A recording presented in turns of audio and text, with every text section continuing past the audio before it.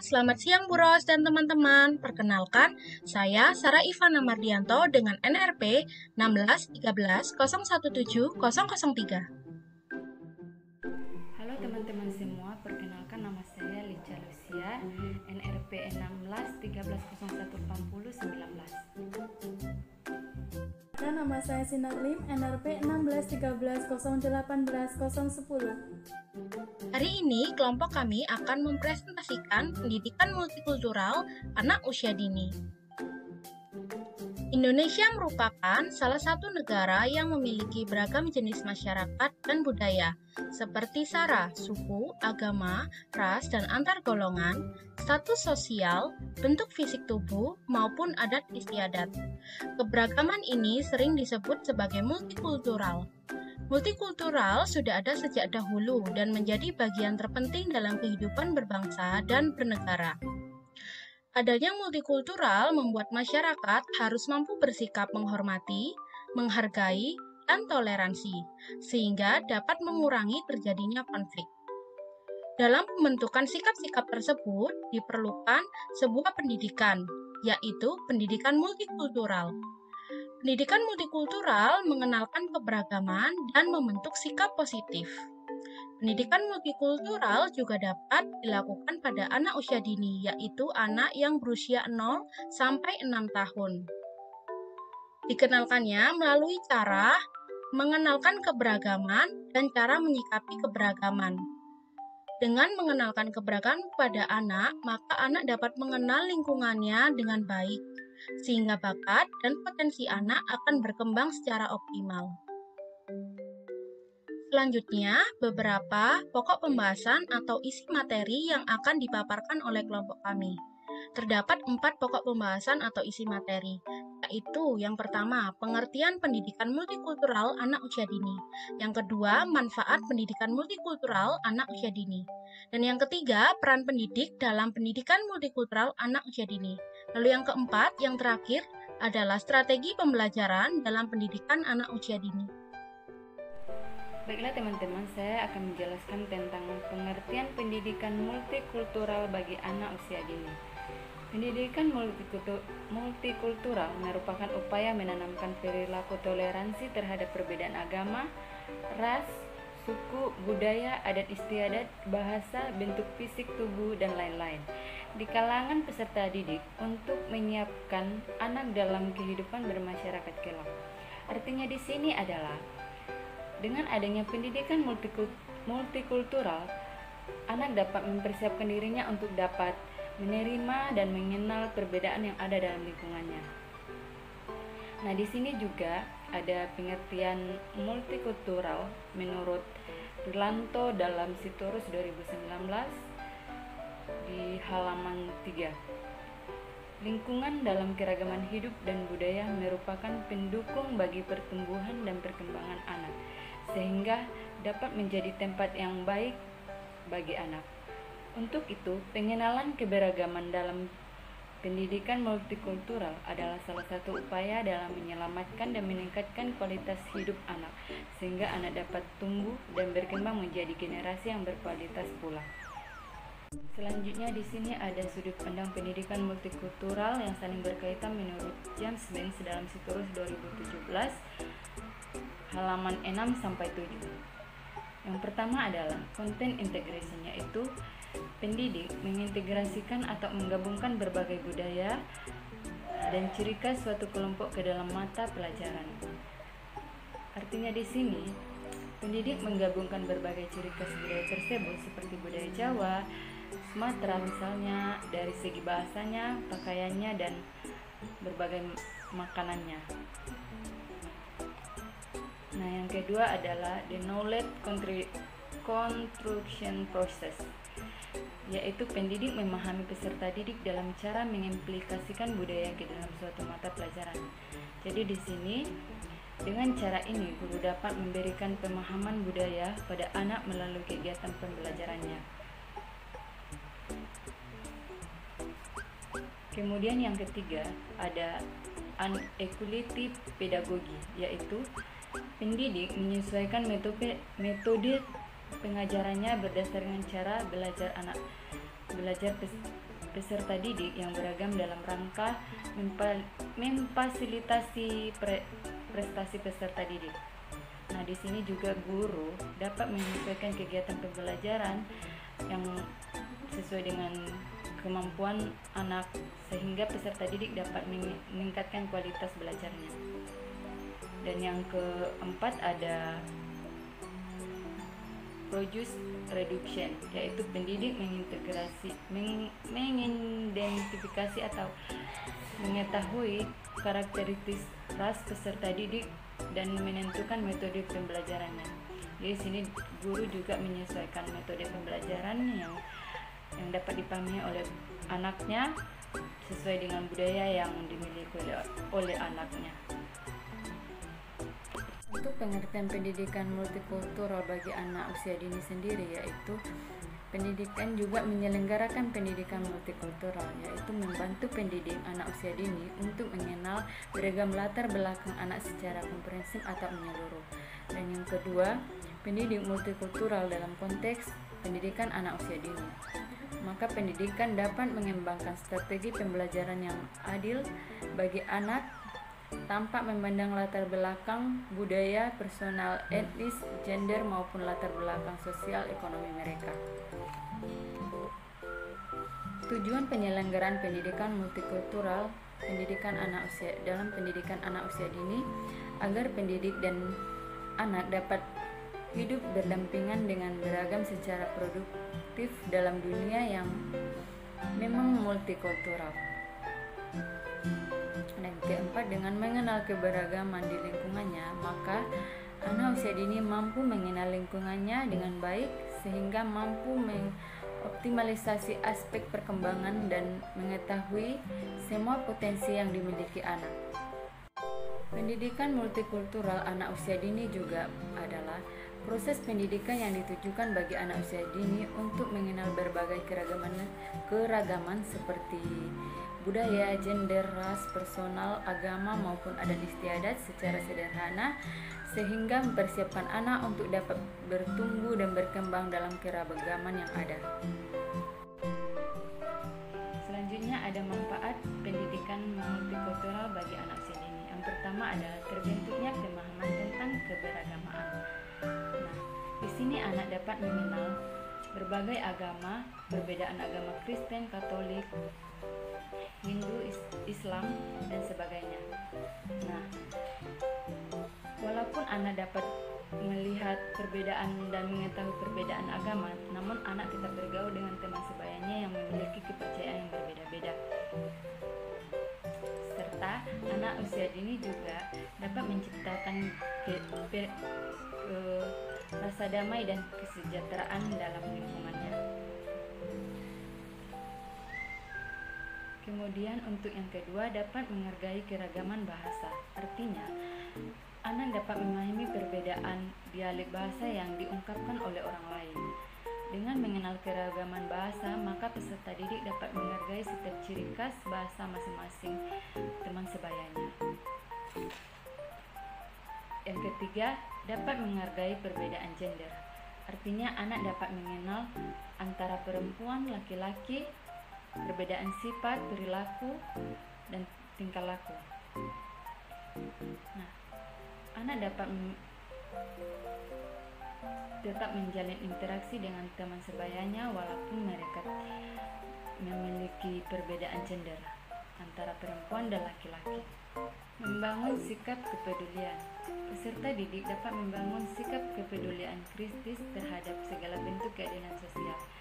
Contohnya seperti misalnya anak mau berteman dengan semua anak yang dalam kelasnya walaupun salah satu temannya merupakan anak tukang beca misalnya. Nah, anak tetap bergabung tanpa membeda-bedakan dan tetap mempedulikan anak lain. Kemudian membangun sikap anti diskriminasi etnis. Artinya, di sini anak diharapkan untuk memiliki sikap tingkah laku yang tidak berperilaku diskriminatif terhadap teman yang mempunyai latar belakang etnis atau ras yang tertentu. Jadi mereka tidak boleh mengejek atau mencemooh dengan adanya perbedaan-perbedaan budaya tertentu. Kemudian, membangun sikap anti diskriminasi terhadap perbedaan kemampuan. Jadi walaupun anak-anak dapat memiliki kemampuan yang berbeda-beda, namun mereka tetap menghargai dan tetap membantu satu sama lain. Nah, itu yang diharapkan untuk anak usia dini.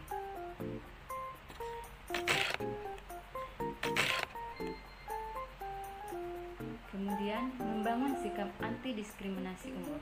Walaupun anak berbeda-beda umur, namun anak tetap diajarkan untuk memahami bahwa anak tidak boleh mendiskriminasi anak lain yang di bawah umurnya, misalnya dengan merasa dirinya lebih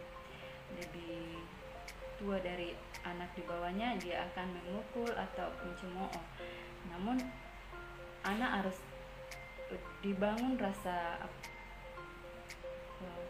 peduli tanpa harus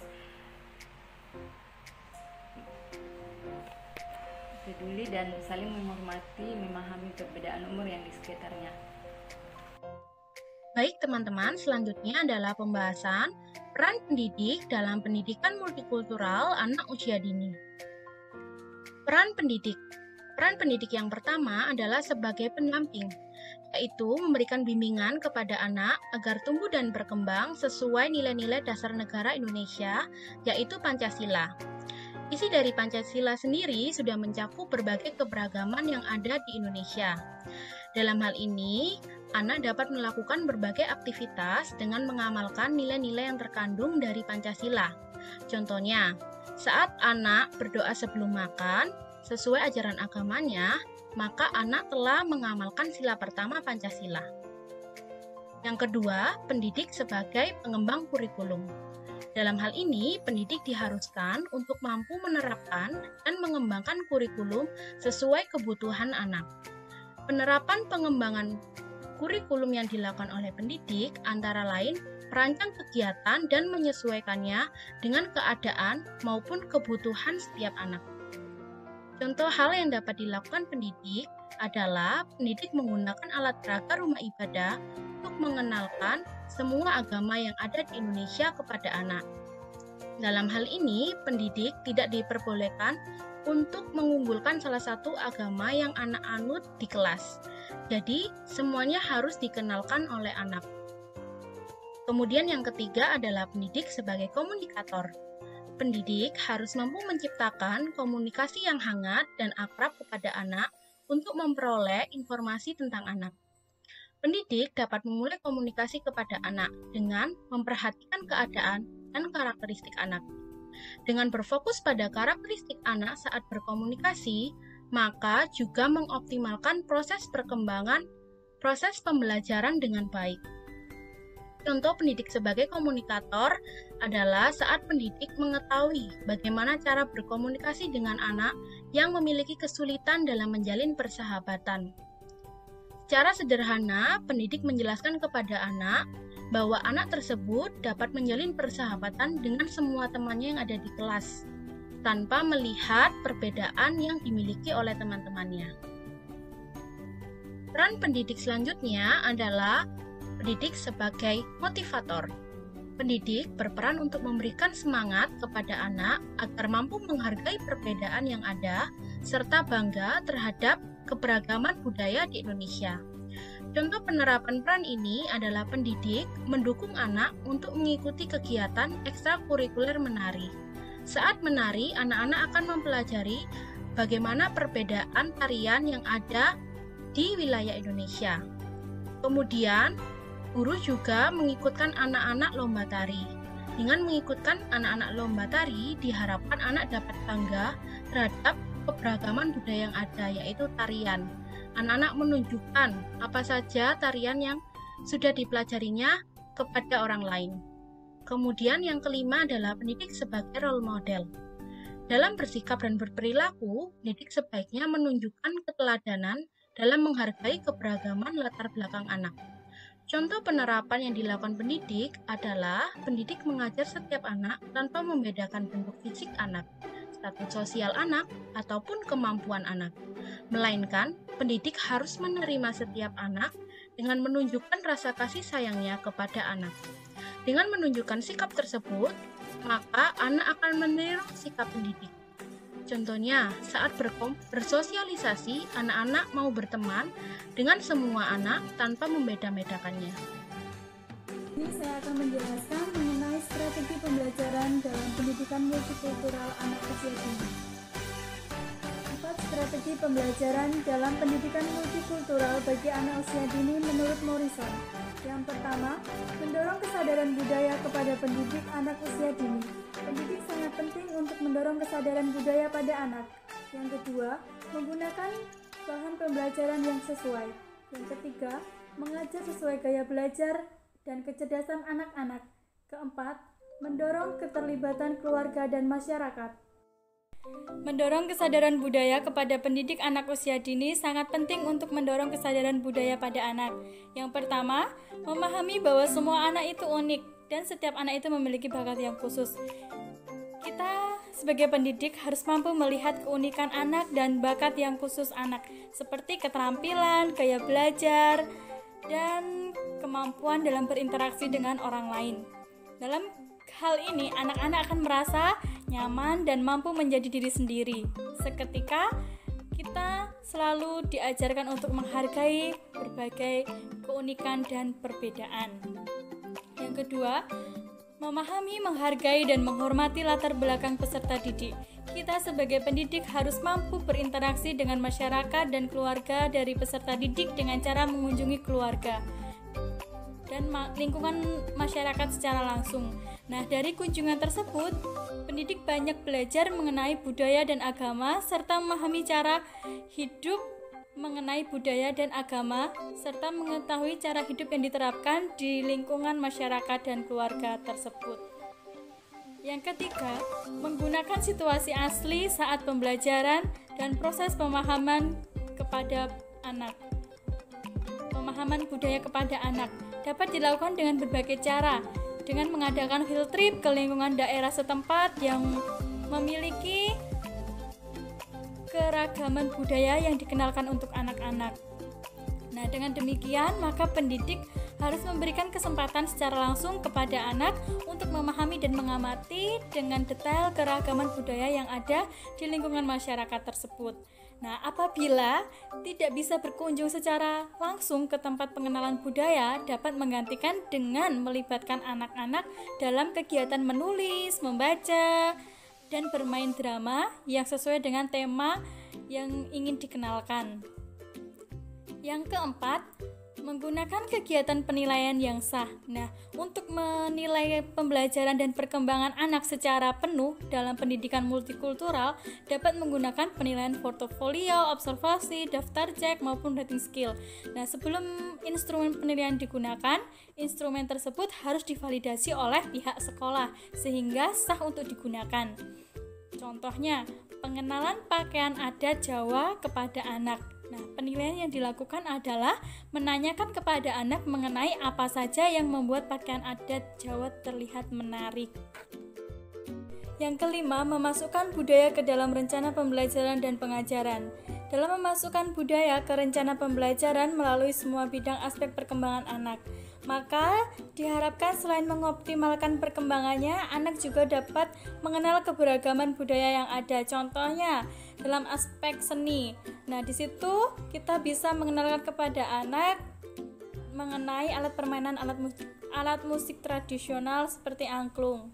Yang keenam, jadilah teladan dengan menerima, menghargai, dan menghormati bahasa dan budaya lain. Dengan kata lain, multikulturalisme dapat diterapkan ke dalam kehidupan setiap pendidik karena dengan menghargai dan menghormati dengan setiap orang yang berbeda budaya dalam kehidupan sehari-hari akan menciptakan kedamaian. Contohnya, pendidik mengajak anak yang beragama lain untuk mengucapkan Hari Raya Natal kepada teman yang merayakan. Yang ketujuh, gunakan pengalaman anak-anak untuk membuat dasar rencana pembelajaran dan pengembangan kegiatan. Nah, sebelum mengenalkan perbedaan budaya, anak-anak sebelumnya pasti pernah menemui perbedaan budaya tersebut atau memiliki pengalaman yang berkaitan dengan perbedaan budaya seperti perbedaan bahasa.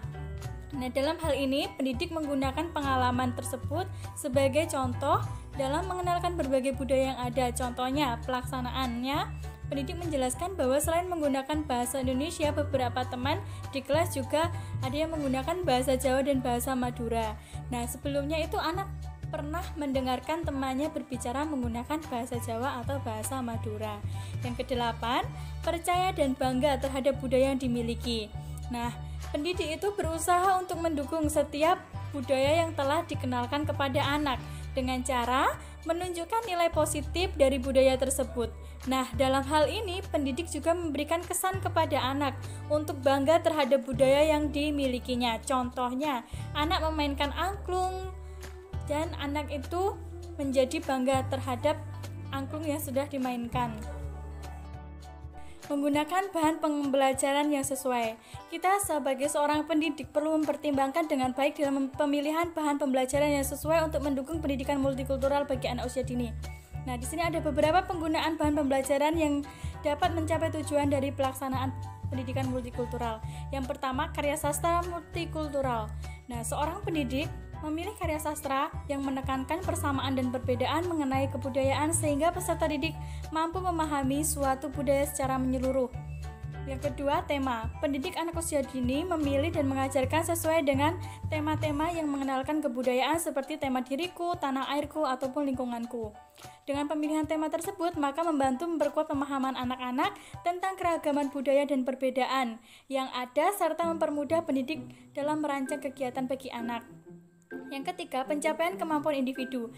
Nah, dalam pencapaian kemampuan, setiap individu dapat diukur kemampuannya yang dimilikinya melalui kegiatan yang mengenalkan berbagai budaya serta dapat dirasakan oleh setiap anak dengan adil. Nah, di sini ada pun beberapa syarat yang digunakan untuk menyeleksi bahan yang digunakan dalam pendidikan multikultural bagi anak usia dini. Yang pertama, anak-anak dari semua budaya dipilih dengan adil dan tepat. Yang kedua, tidak membeda-bedakan anak yang berkulit putih dan berkulit hitam, beragam kelompok budaya dan tanpa pengecualian. Yang ketiga, informasi sejarah yang akurat dan tidak didiskriminasi. Yang keempat, bahan materi yang digunakan tidak mengandung peran dan bahasa yang mengacu pada stereotip. Yang kelima, ada persamaan gender, yaitu laki-laki dan perempuan digambarkan setara dan tidak ada peran stereotip. Mengajar sesuai gaya belajar dan kecerdasan anak. 3 jenis gaya belajar pada anak yaitu gaya belajar auditorik, gaya belajar visual, dan gaya belajar kinestetik. Nah, setiap anak itu mempunyai gaya belajar yang unik dan berbeda. Meskipun gaya belajar setiap anak unik dan berbeda, pendidik bisa mengelompokkan gaya belajar tersebut untuk mencapai tujuan pembelajaran dalam pendidikan multikultural anak usia dini. Mendorong keterlibatan keluarga dan masyarakat. Pendidik akan bekerja dengan anak-anak dengan latar belakang budaya yang berbeda. Oleh sebab itu, kita sebagai pendidik perlu mempelajari tentang latar belakang budaya anak-anak melalui keluarga dan masyarakat sekitar di mana anak tinggal, sehingga pendidik bisa merespon dan memahami kebutuhan anak tersebut dalam mengenalkan berbagai budaya. Sekian presentasi dari kelompok kami. Terima kasih.